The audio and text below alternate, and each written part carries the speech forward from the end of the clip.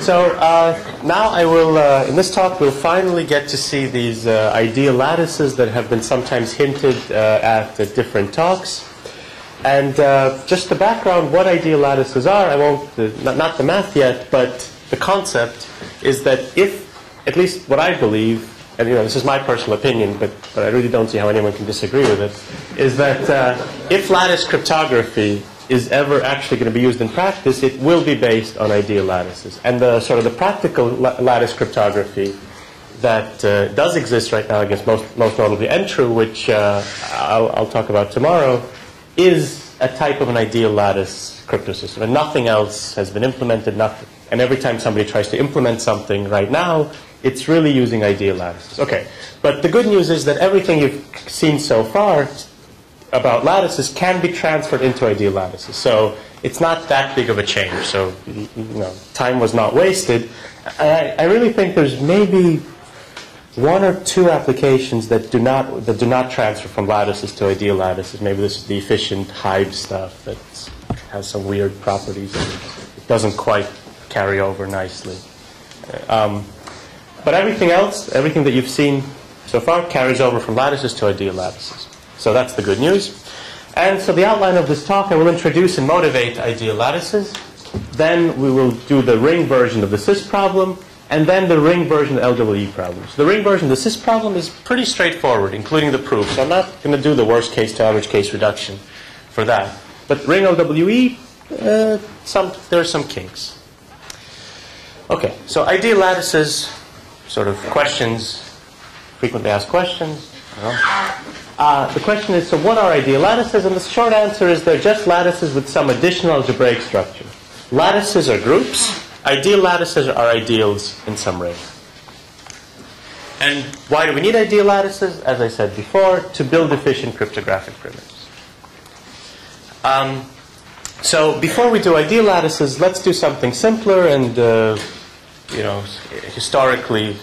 which historically preceded ideal lattices in cryptography. It's called cyclic lattices. And it's conceptually a simpler thing, I think. So let's say a set L in Z to the n is a cyclic lattice if, and it has these three features. For all elements in this set, L, the sum is also in L. So this is actually true of all lattices. So nothing new here. So if you have like -1, 2, 3, -4, and these two vectors are in L, well, their sum also has to be in L. Okay? The negation of any element is in L. Well, this is also the same thing holds true for any lattice. And here is the new part that's unique to that sort of is the feature of cyclic lattices, is that for every V in L, a cyclic shift of V is also in L. So if you have -1, 2, 3, -4 in L, then a shift of it, where you put the -4 on this side and then continue on with the -1, 2, 3, is also in L. And a shift of this is in L, and a shift of this is in L. Well, if you shift the last one more time, you get back to this one. So that's it. So for every element here, all the shifts are in the lattice as well. So that's what a cyclic lattice is. The correct way to think about it is you should think of it as an ideal in this ring, Zx mod x to the n minus 1. Okay? So let's kind of just redo the whole thing in terms of ideals. So a set is a cyclic lattice if this set is an ideal in the ring Zx mod x to the n minus 1.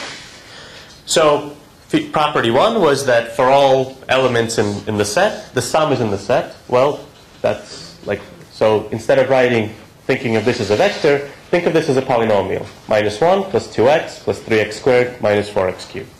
This is -7 minus 2x plus 3x squared plus 6x cubed. And their sum must also be in the set. So that's a property of an ideal. For every element in L, minus V is in L. Okay, that's sort of an obvious one again. And now, for all elements in L, before it was a cyclic shift of it is in L, but a cyclic shift in this notation is multiplication by x. And using the property that x to the n equals 1. So if you have -1 plus 2x plus 3x squared minus 4x cubed is in the ring, is in the ideal, then its multiplication by x, which is this, convince yourself that it's this, so minus 1 becomes minus x, plus 2x squared plus 3x cubed, minus 4x to the 4th. But x to the 4th is 1. Okay, so therefore it becomes 3. Minus 4. Okay, and you continue like this, and this is an ideal. So L is a cyclic lattice if and only if it's an ideal in Zx mod x to the n minus 1.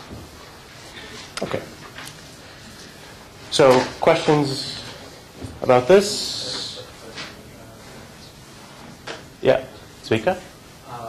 So what is the ideal exactly? Because what you described is just the mod. There's no ideal. There's no ideal yet. Is an ideal in this thing, or is it just your lattice is dx modulo x? No. Zx modulo x to the n minus 1 is the ring. The ideal is... so are you asking what the definition of ideal is? Yeah, no, it's okay. What you describe is just all the elements in the No, I'm just saying that these are just examples. Like, I mean, the previous example, the previous slide, you understood that, right? Okay. So this is kind of in the same spirit, right? I'm saying if some vector is in some ideal, then this must also be an ideal. I'm not saying what the ideal is, right? So, but do you want the definition of ideal, or no? You would just. I'm assuming it's coming out. No. it's actually okay.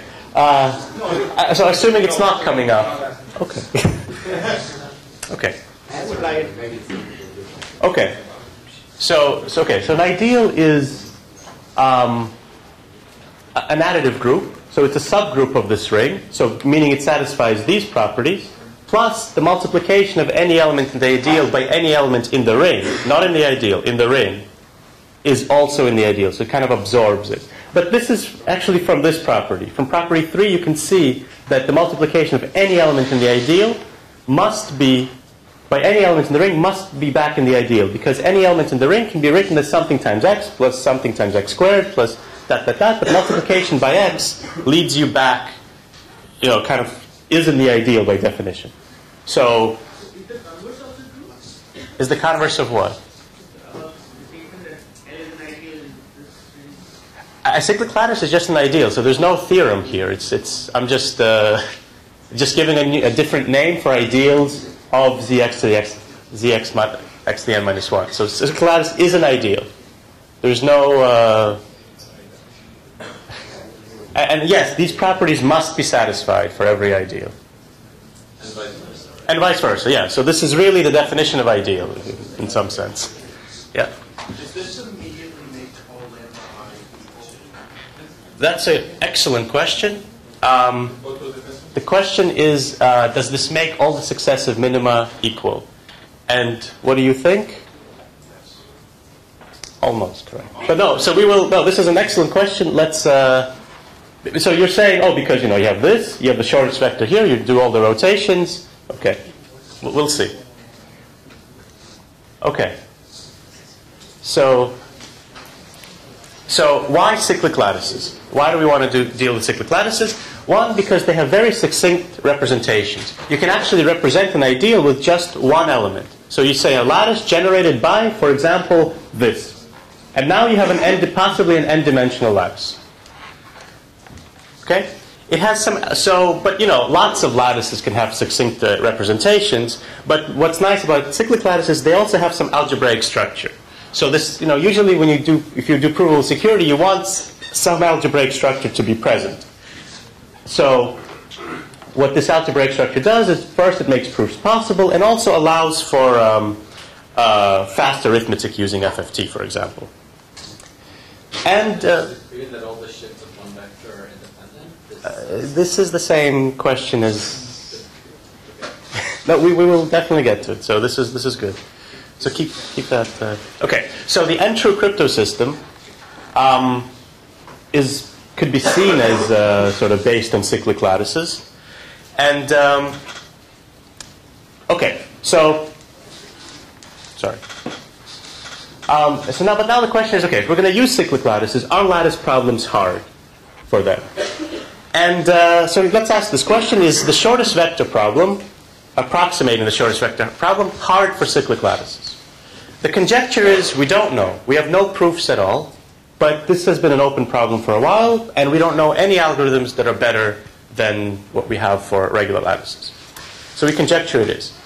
But this is related to these two questions right here. What is wrong with the following argument that SVP approximating within a factor of n is easy? And this is actually sort of how I got into cyclic lattices, is because my advisor said, oh, you know, we should look at cyclic lattices. And then I said, after thinking for a day, I said, oh my God, there's an algorithm that solves, oh, I'm a genius.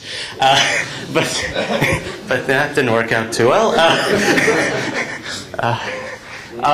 So here's my algorithm to solve, to approximate SVP within a factor of n.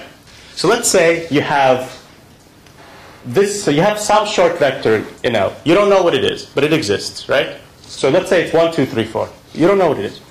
So all the rotations of it must also be in L. That's correct. Therefore, the sum of everything must also be in L. So the sum of all the vectors must be in L. So this guy must be in L. That's correct, yeah? And the length of this is at most n times the length of this. So, but look at this vector. It has all coefficients are the same. This will always happen. Yeah? So now it's easy. Now all you have to do is to solve SVP for a cyclic lattice, is to construct a one-dimensional lattice, so, which is the intersection of whatever lattice you have, with the plane 1, 1, 1, 1, 1, 1, 1. And just look on that plane for the shortest vector. And that's it. And you will find, and that's a one-dimensional lattice. And you will find it. And you will find a vector that's an approximation of the factor of n. What is wrong with this algorithm? The 1, 1, 1 lattice is vector is not in the lattice. No, it doesn't matter. I do the intersection of two lattices. That's an easy operation to do. It seems empty to me. This instead. No, it's not empty because this line will have the shortest vector. Will have n times the shortest vector. It's not empty. Okay, yeah. What? Who said that? Oh, okay. Yeah. Okay. So let's, for example, what if this is the shortest vector? You get 0. So if the sum of the coefficients of the shortest vector is 0, this algorithm gives you 0. So it gives you nothing. So, but this kind of begs the question, well, so the hard ideal lattices, hard cyclic lattices, are the ones where kind of everything lies perpendicular to the 1 to the n plane. So you have the 1 to the n plane, and then if the sum of all the coefficients is 0, it really is the lattice that's perpendicular to it. So it's really an n-1 dimensional lattice that's perpendicular to 1 to the n. So so the reason that cyclic lattices are hard, that SVP, approximate SVP is hard, is because these lattices exist, because of those lattices. Yeah? And this is what's going to lead us to the whole theory of ideal lattices, this sort of observation. So, because of the algebra language, what you have is you have this ring zx mod x to the n minus 1. Then this 1 to the n is equal to this ideal. The ideal generated by 1, 1, 1, 1, 1, 1, 1, which is isomorphic to just zx mod x minus 1. And the other thing, the thing that's perpendicular, the plane, is the ideal zx mod x to the n minus 1 plus that plus 1. So really, the hard lattices are in this ring. Okay? So if you didn't quite get that, that's okay. So this is what leads us to ideal lattices. So what you want to have in your polynomial f, so the point is it's kind of wasteful to consider cyclic lattices of dimension n when the really hard ones are in dimension n, sort of in dimension n minus 1. So let's consider lattices where you're kind of not wasting dimensions. And this is what ideal lattices are. So instead of using x to the n minus 1 as the polynomial, we'll use something else. And this polynomial f should have three properties. First, it should be monic, meaning the coefficient of the largest exponent is 1. Otherwise, you can't quite do anything. Just a technical thing. It should be irreducible over z. So you cannot factor it. And this is kind of what led to the thing on the previous slide. You could factor x to the n minus 1, and it had a really small factor.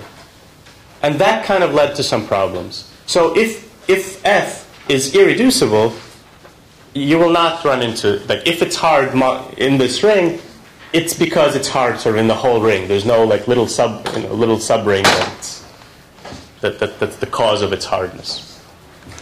And this is the third property, which kind of comes up in proofs all the time, is that for any two polynomials or elements g and h in the ring, the norm of its product should not be much bigger than the product of its norms. And the way norm is defined is sort of the obvious one is just look at the coefficients. But there are some possibly more natural ways to define the norm, which I won't talk about today. Okay? And the conjecture is the following, that for every f that satisfies the above three properties, solving approximating SVP for ideals in Zx takes time 2 to the n. So the same as regular lattice. So we have no proof for this. We have no NP hardness results for this. I will talk a little about this later. But this is what we conjecture. People have been looking at these algorithms. Nothing has, there are no improvements over regular lattices. Yep. Does the third property exist something about the geometry of the lattice? It does. In some sense, it does. But Give some intuition? some intuition, in what sense?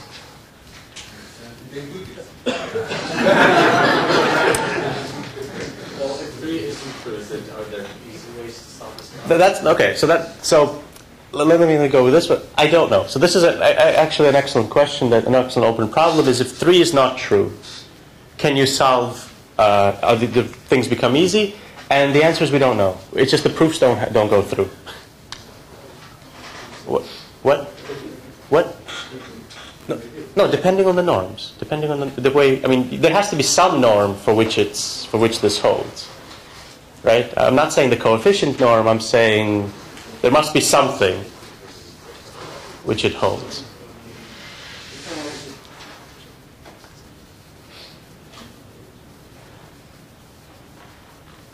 Okay? So Benny's question, it would take somewhat of a long time to actually give the intuition.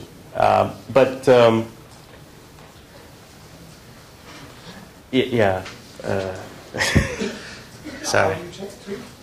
How do you check 3? Oh, there are easy ways to check. You take x and you check what it is.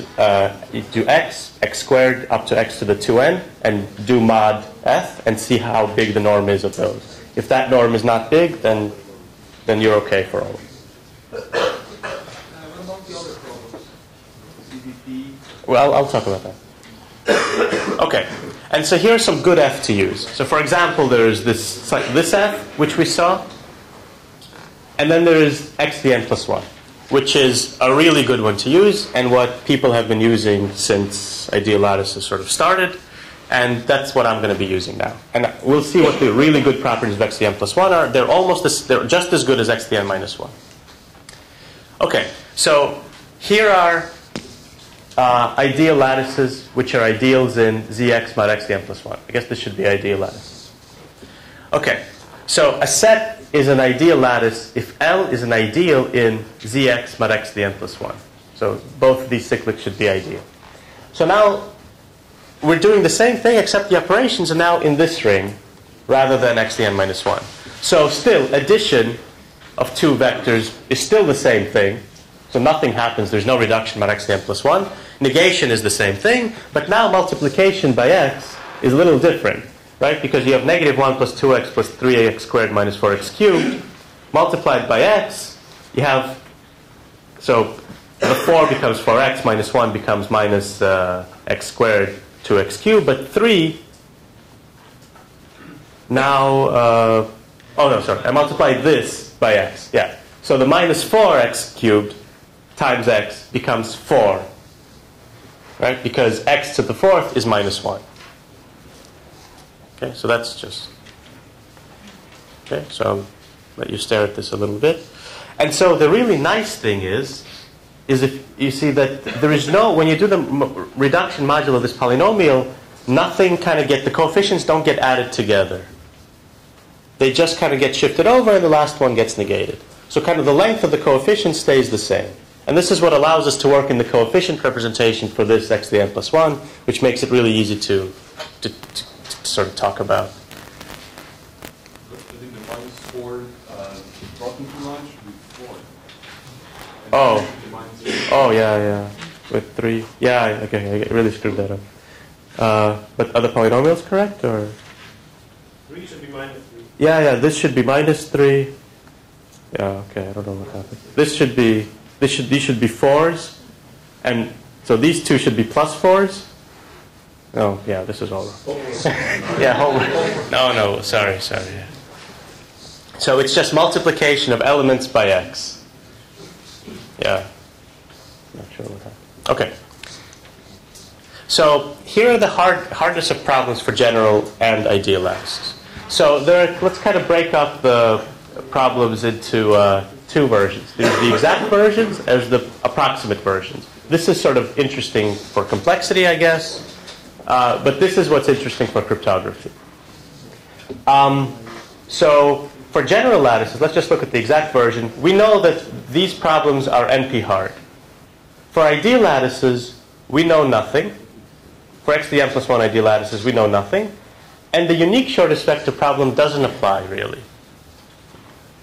We'll see why that is a little later. But this is sort of kind of relates to exactly what was said.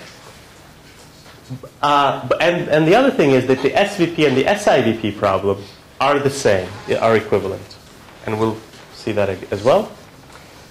For the approximate versions, you have, for general lattice, you have gap SVP, USVP, and BDD are all the same. We don't know anything about the complexity of this. For ideal lattices, the gap SVP is easy. So that's not trivial. You can always approximate the length of the shortest vector within a factor of like root n. You actually know the length of the shortest vector, but it doesn't help you find it, we think. Okay? And then the other problems are kind of, we don't know. All right? So this is kind of the big difference. Oh, gap SVP is easy, but that's okay. What? These are ideal lattices. So this is in rings that are mod x to the n plus 1. No, cyclic is ideals in x to the n minus 1. So it's just a definition. I mean, if you want, you can call them cyclic. Okay? And so, Chris wants to call it anti-cyclic. All right. It's quite different from cyclic. All right, yeah, I guess they're called anti-cyclic sometimes because you do the negation when you rotate. Just one more question. And if you take another polynomial, do these conjectures change? No. If you take other polynomials, then maybe SVP does not equal to SIVP anymore. But the conjectures kind of still stay the same. It would be really great to find the polynomial for which we don't have a proof of hardness, but possibly the conjectures are false. And that would be really interesting, to find a polynomial for which some problems in ideal lattices are easy. That satisfy at least some of the things that I said. Like an irreducible, a monic irreducible one would already be very interesting. If you could find a monic irreducible polynomial that actually makes problems easy. That would be nice. Okay, so I'm not going to prove these two things. I have the slides. That's sort of homework. I just want to say I had nothing to do with the previous homeworks that you were given. So this is sort of my homework. And the answers are here, so it's pretty nice. So first, prove that SVP equals SIVP, right? And then prove that gap SVP approximate to root n is easy. And these two are fairly easy exercises. Okay, but let's get to crypto.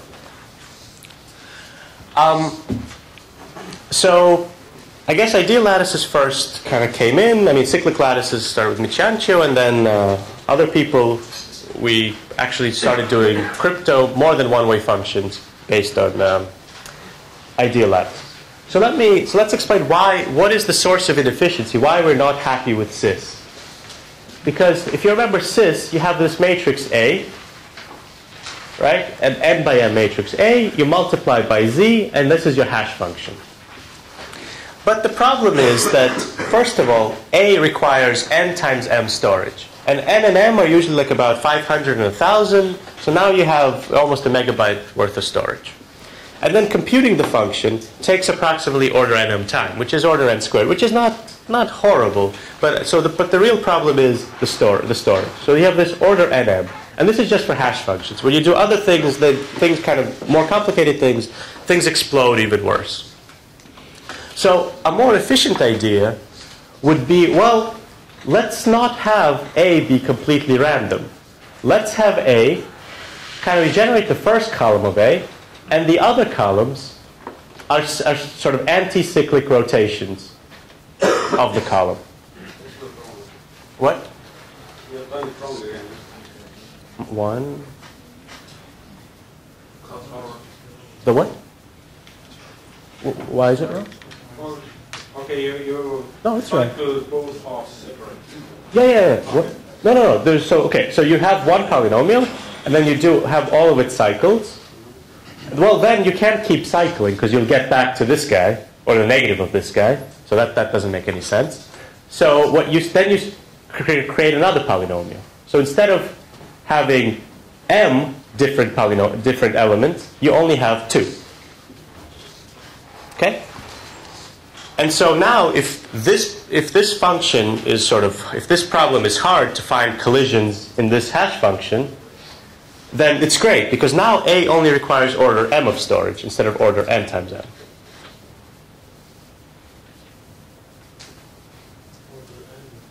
You're assuming m is constant times n? No. It's order m, right?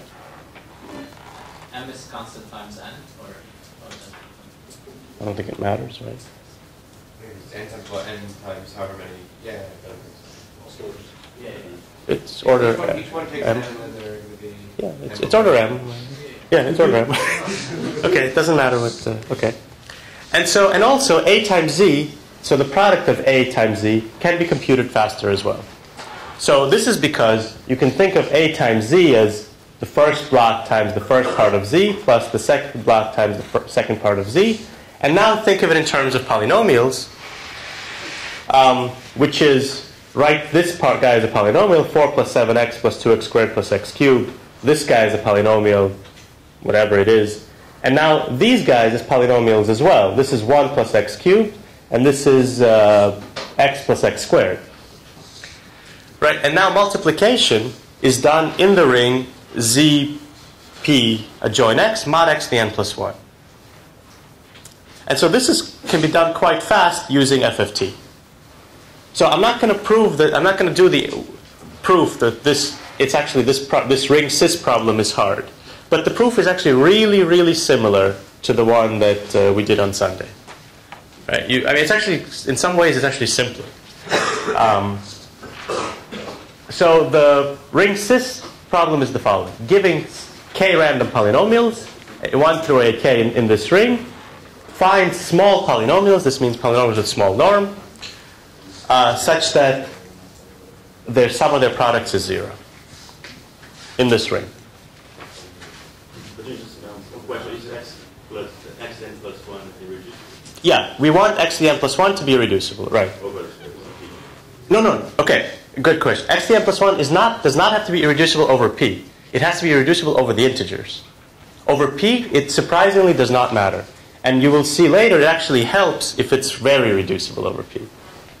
Okay? So this is the interesting part. So without a proof, we would be a little skeptical as to, it's like the whole reason that the cyclic lattice thing was hard was because what was easy in some cases is because there was the polynomial factored. So one would think that this polynomial should not factor. Maybe one would even think it should never factor even over p. But actually factoring over p doesn't matter. And our proofs don't care about that. It should actually, yeah, you can have P be whatever you want. But it should be irreducible over the integers, x to the n plus 1.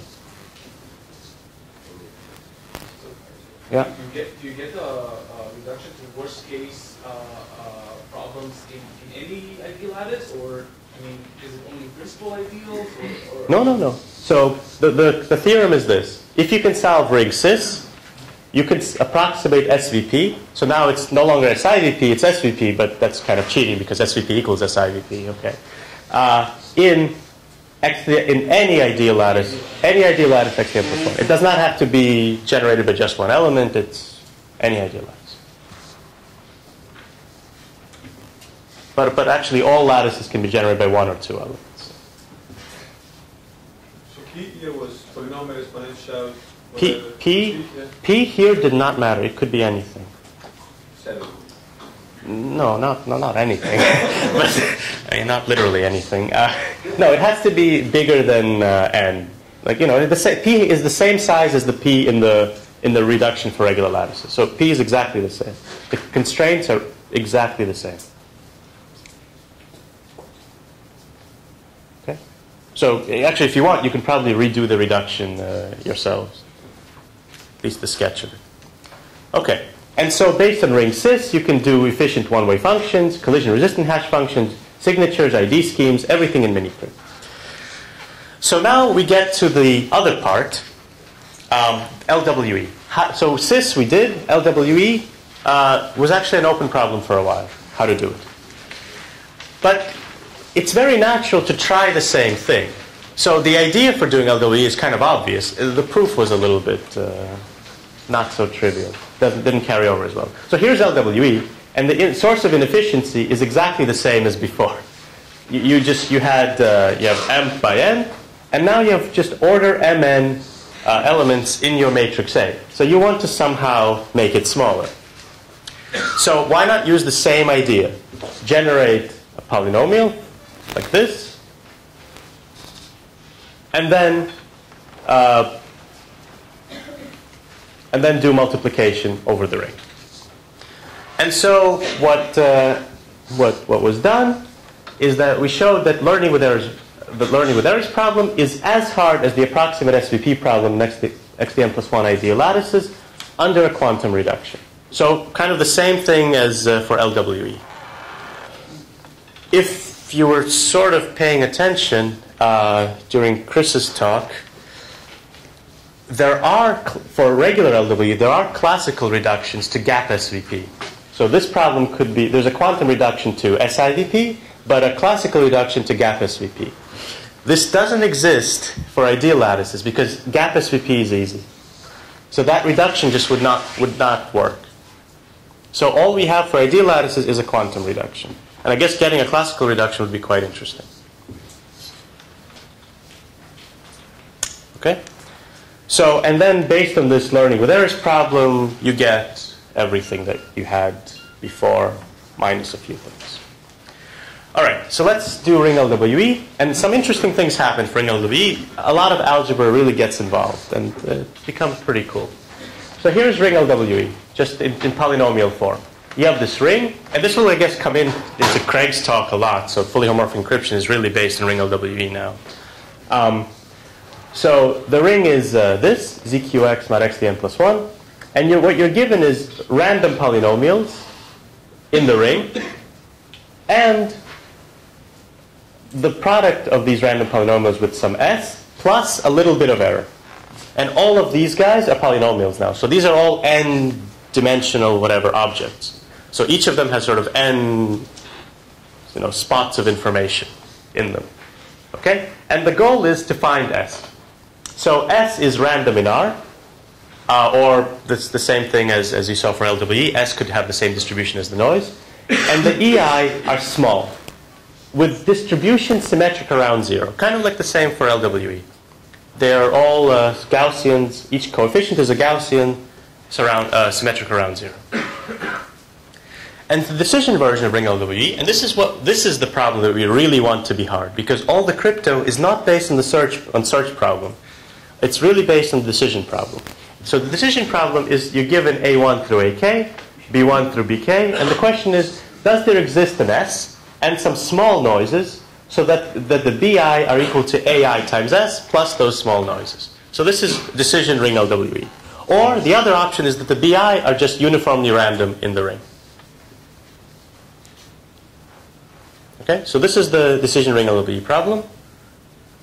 So questions so far? Multiplication is in the ring, right? Multiplication is always in the ring. Yeah. So you always reduce mod q, mod x to the n plus 1. Okay. So this is the problem. And the interesting thing is that the reduction from search to decision is not easy here. It's not as trivial as for LWE.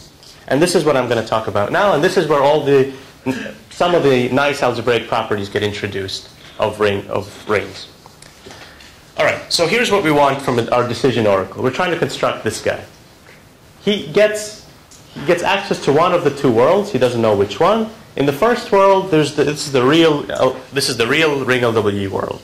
There's some random S in R. There are some random AIs in R, and there are some small EIs in R. And he gets to see AI BI, where BI are AI times S plus EI. So this is the real LWE world. The other world is a random world where he just gets random A's and B's.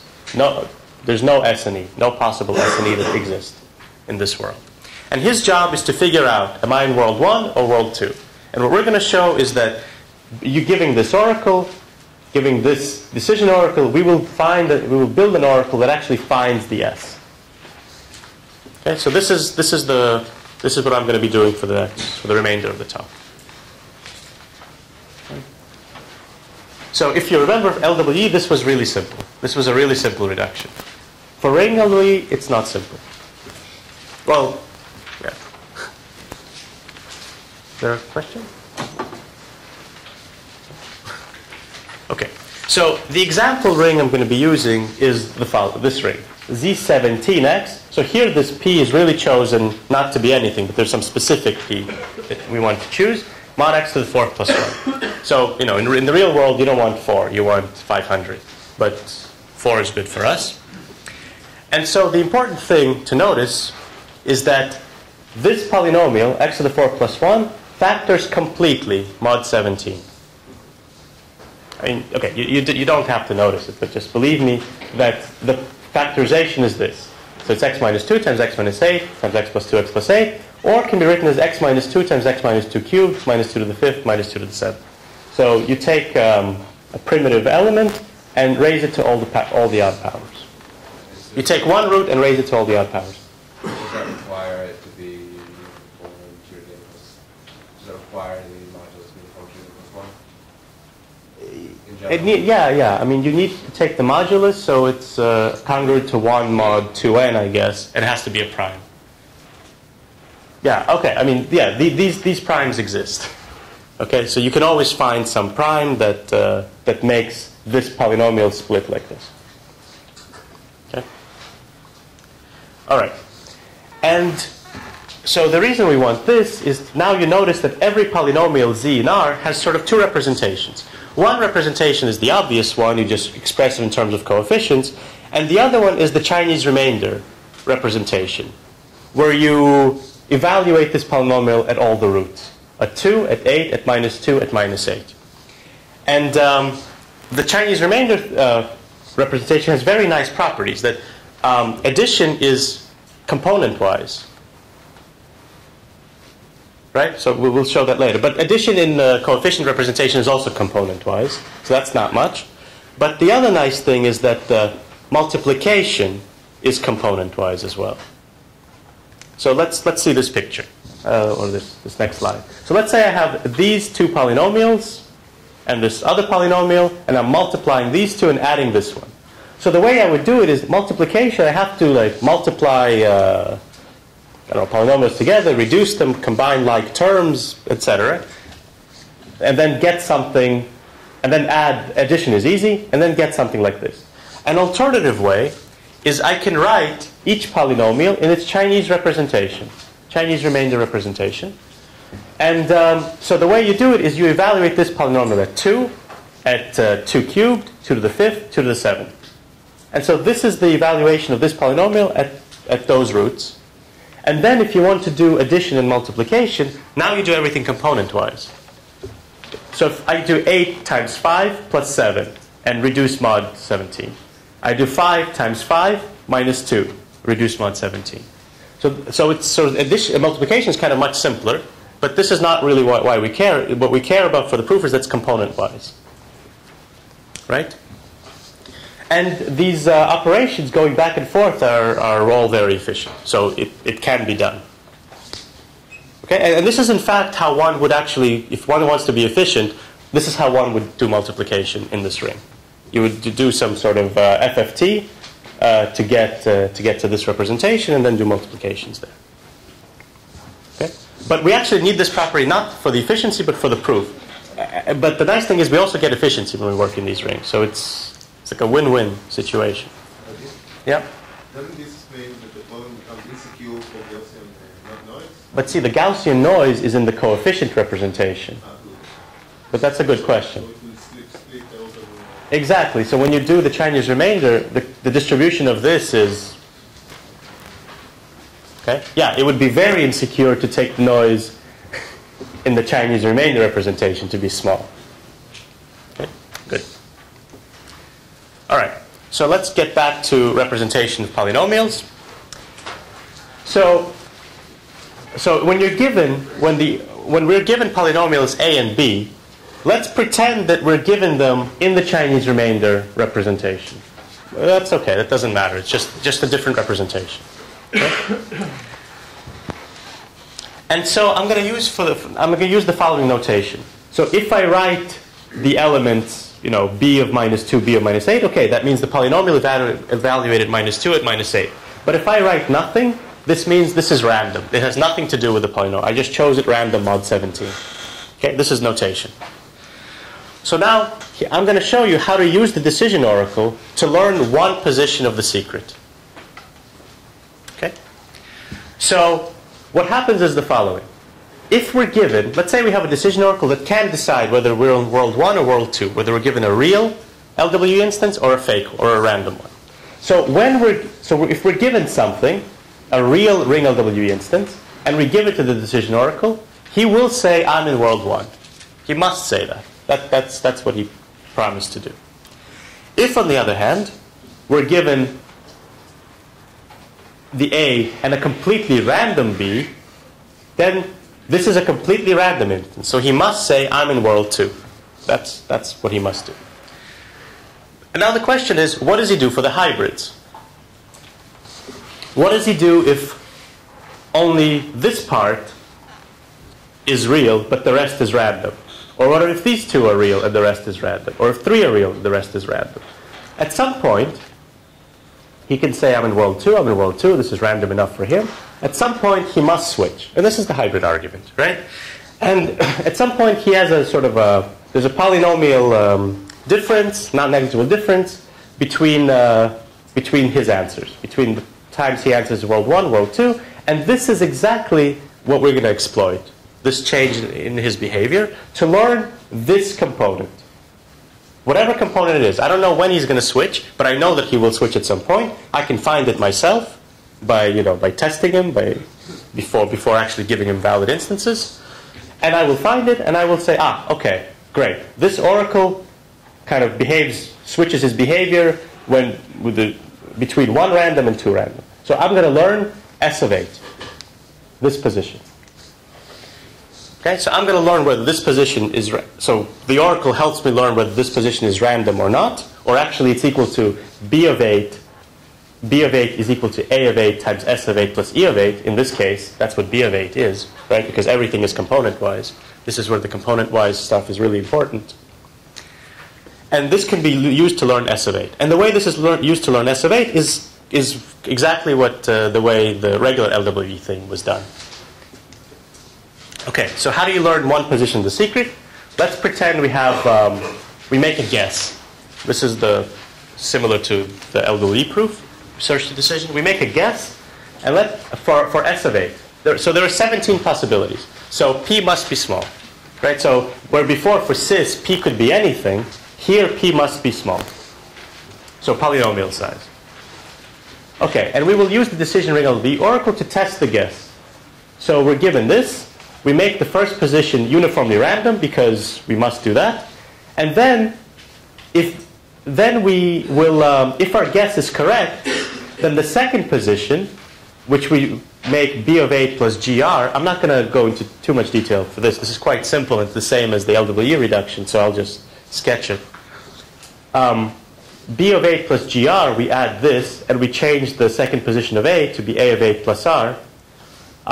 If our guess was correct, then this is the correct value for S of A. Then this is correct. This is not random. On the other hand, if our guess was wrong, this becomes random.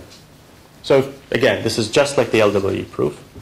And so notice that all we have to do is guess one position. So this is why this component-wise thing was so important. We can just guess one position, and we can learn this one position. So if our guess was correct, he will say, well, this is the real LWE instance. If our guess was wrong, he will say this is random. And we will be able to learn the guess. W. Okay. So now here's the most interesting part.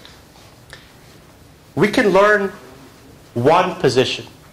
But what about the others? There is no reason why the oracle will kind of help. We say, oh, come on, but if you can do one, why can't you do the others? I mean, you're just probably being difficult. Okay. In some cases, if you use the wrong polynomial, like one for which the reduction doesn't work, there's actually a polynomial type algorithm in which you can learn one position. But we will see that the polynomial that we're using, there is a proof, and therefore an oracle that learns one position can actually learn them all. So let's kind of do what could we do? I mean, what is it? For some weird reason, he lets us learn the second position. Is there something natural about that position, or can we? I don't know. Can we exploit it to trick him into actually helping us learn the third position, maybe? Okay. So this is what we're going to do, how to trick the oracle into helping us learn the other positions. All right. So here's the idea that one could have. What if he's learning the second position. Well, why don't we swap the third position with the second position? Everything is component-wise anyway, right? So maybe there's no difference. So here's the idea. So when we're given this, here's our A, here's the S, here's the secret S, which we don't know, here's the E, which we don't know, here's the B. We can learn the second position. We can learn S of A. For some reason, this is the position he learned. So why don't we do the following? Why don't we, if we want to learn the third position, let's just swap the third position with the second position. Just swap everything completely, right? So now everything is still correct. A times this swapped S now, plus this swapped error, is equal to B. So everything works out. And now he has to teach us, kind of give us the second position. Distribution is the same still, though? Good. Good. So, but this is sort of an idea, right? It's an idea. You'll give me that, right? Okay. So, and let's send to the decision oracle this. And the question that you'd asked is this a valid distribution? Because the oracle takes valid distributions. So let's see. Let's do an example. Let's say this was, A was 5537. This is S. This is E, and this is B, right? So in coefficient notation, right? This is the important one as well. This is whatever. This is some polynomial. This is this polynomial. This is the noise. So the noise must be small, right? And now this is the answer. So this times this plus this is this. Okay. Now we do our clever permutation trick, where we permute the second column with the third column. And we get, this is okay. This is still random. This is okay. S was random. S is still random. It's fine. This is something. But now the question is, what is this? This is this guy.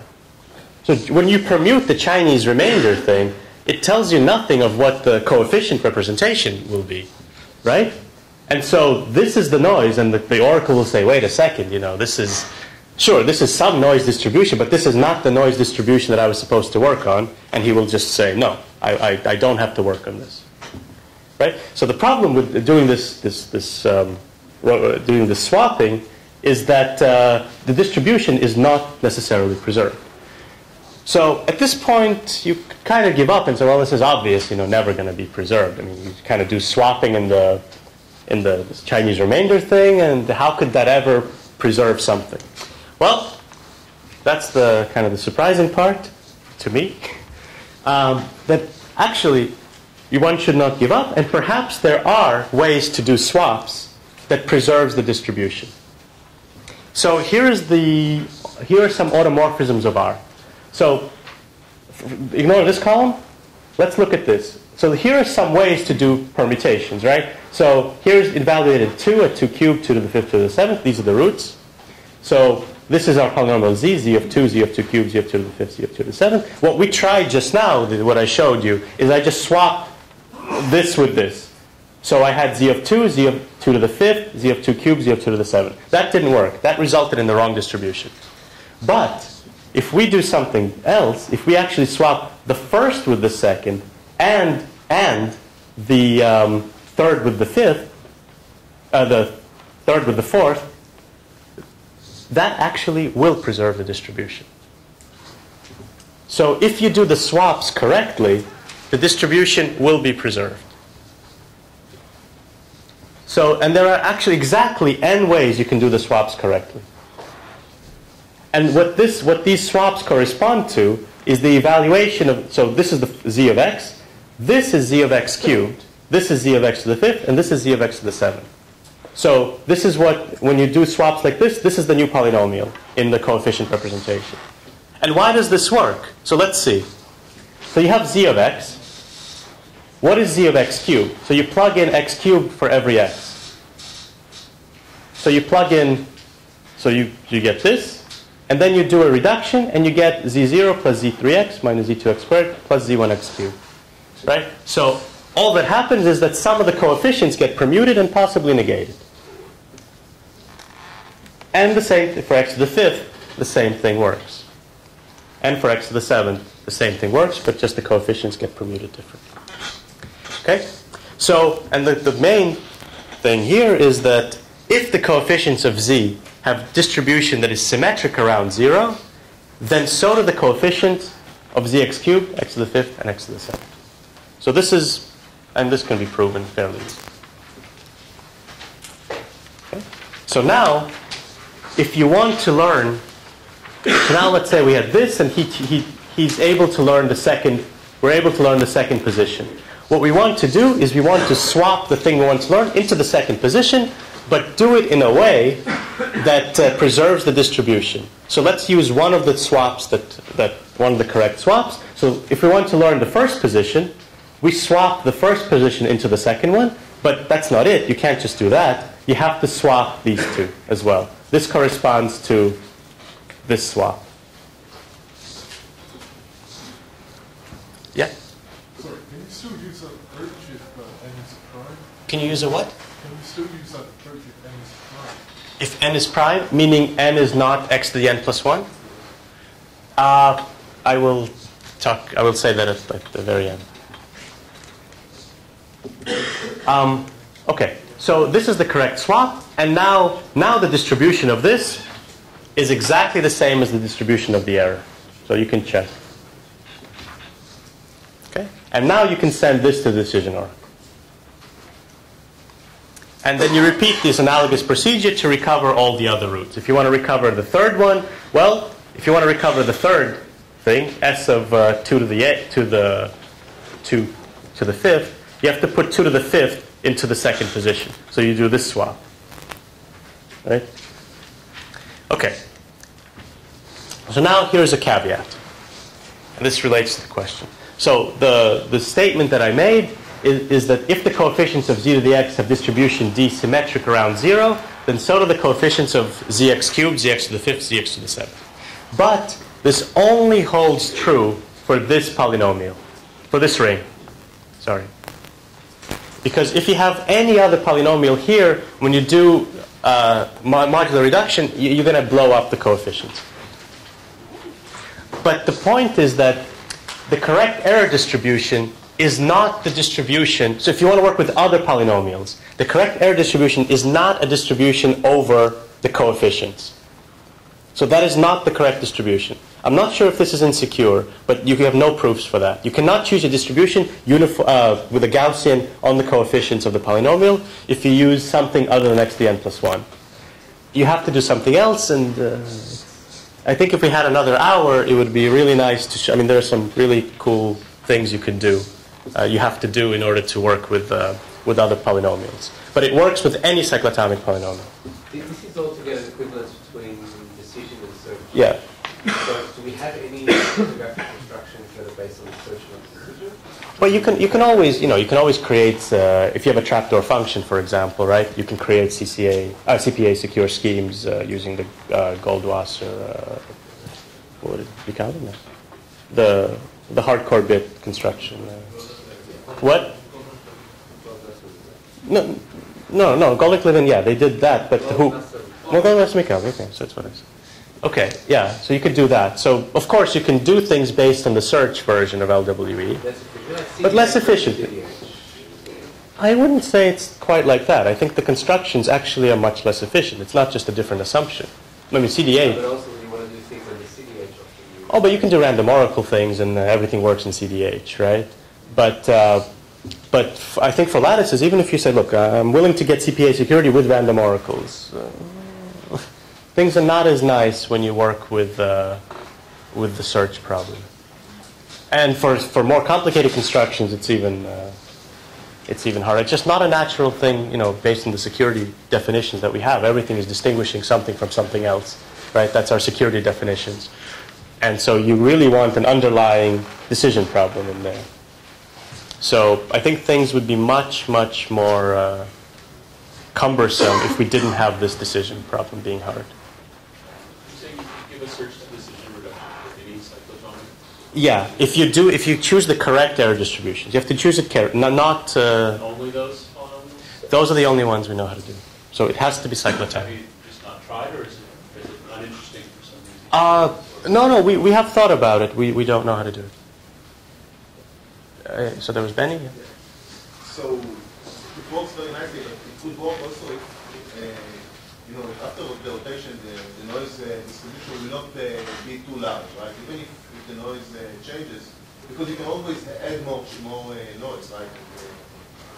And make the thing noisier and Okay, if you don't care about efficiency at all, then sure, drown out the noise. Just for the reduction, if you want to so your reduction will not be as tight as your reduction, right? But if the noise does not grow too much, then you can hide the exact structure of the noise by noising it, but adding more noise, right? That's the standard process can be done.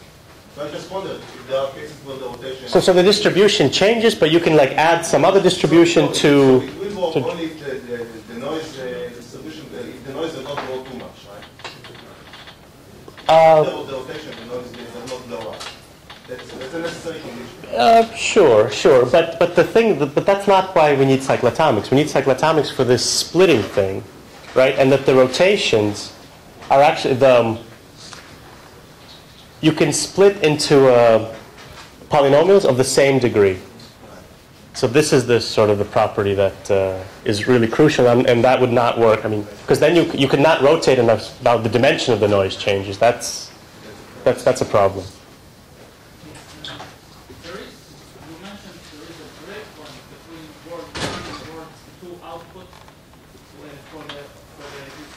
Yeah. How do you know that it's uniform for different inputs? Okay, so... You change the word. Yeah, okay. I always get... It's quite amazing. People always catch on to this. So the question was, how do you know that the change between the worlds in the hybrid argument will be the same for any S? The reason is that just like for LWE, you can randomize the S. So when you get your A and B, for some particular S, you can add something and it randomizes the S completely. So, and then you can re-randomize back. This is just like for LWE. I'm pretty sure Chris did that. You call this what? He called it amplification. Okay. Yeah. But the point is that it's a self-randomizing thing. If you can solve LWE or Ring-LWE for a random S, you can solve it for any S. Yeah, I found one component of S. But I found another component of a different random S, which has the same random distribution. So I found the one component of the S, of one S, and then I do the self-randomizing reduction, and I found another component of a different S. So the distributions really are exactly the same. He can't tell the difference. He doesn't know that I did a swap, because the distributions are exactly the same. Yeah? Yeah? What about trapdoors for these things? So I guess critical construction for it works. It works. Okay. It works just as well. Why? I mean, all you need to do is, remember this ring SIS problem, right? I mean, his dual LWE encryption. Well, how can you choose the matrix? Like we were talking yesterday about you start with the basis and then you construct the. So Chris's trapdoor construction works if you plug in a ring. Plug in a polynomial instead of it completely carries over completely. And again, what about the security of this? Is there any attack that uses the fact that those are ring? No. We don't know of any. We don't know of any attacks that actually. And how long have they been around? How many people have tried to? Well, how many people have tried is a difficult question, right? Nobody says I tried But I mean, mathematically, they've been around for a long time. But I'm not sure mathematicians care so much about asymptotics. So if you read a math book, there's a polynomial time algorithm. You're like, oh wow, okay. But it's for a fixed n, for a constant dimension. Okay. So I think they have, but it's really exponential in the dimension. As you increase the dimension, the algorithms are all exponential. And this has been around in algebraic number theory for a long time. And I guess it's been around. People seriously started doing crypto in about 2006. Based on this, and I'm guessing someone must have looked at it. Maybe even someone smart.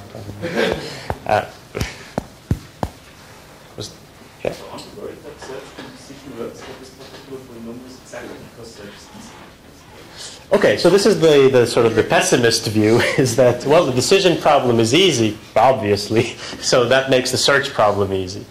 But that would mean that finding the shortest vector in those ideals would be easy somehow. I mean, I didn't show the reduction from finding short vector in all ideals to the search problem. That's a quantum. That's a quantum reduction. Yeah.